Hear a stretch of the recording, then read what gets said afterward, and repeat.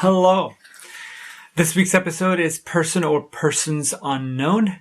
And it is, from a production standpoint, it's really quite a simple episode, but the premise is very intriguing and I love it to bits.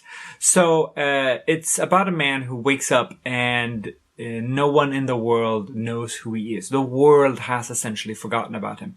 Not just people, but also things. It's a really unsettling idea to be forgotten by the world like that. And like I said, it's very lovely. Winston Churchill in the mental institution is John Brahm. He's the director who makes an on-screen appearance, which is pretty cool.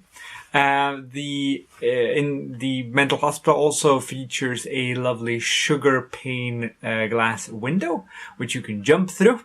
You can tell from the edges specifically that it's very cloudy, and they spin it out of sugar. It's a really kind of cool idea. They used it a lot during a lot of movie history because it's essentially harmless if you land on it.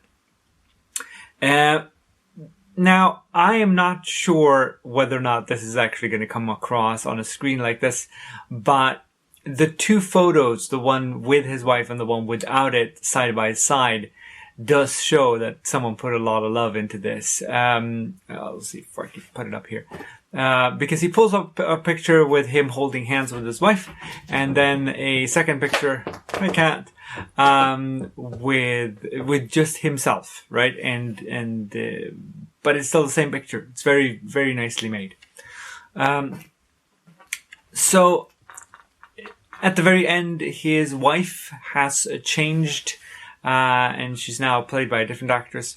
And I would guess he could empathize. I mean, he would definitely be startled, and he would probably question where his wife is. But if anyone in the world can understand what she's going through and what she needs in order to find out who she is and where his real wife is, that would be him, right? So, once the initial shock wears off, I can't imagine a better place to start off at, if the world has forgotten you, than in the room of someone who the world has forgotten about.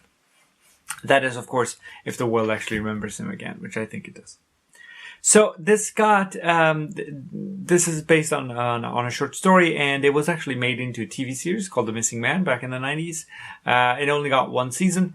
And in that, it's not about being actually forgotten, but about someone implanting a bunch of memories in you, making you think that you are someone else. And of course, then the world can't compensate for that. The idea behind all of this is far older, though.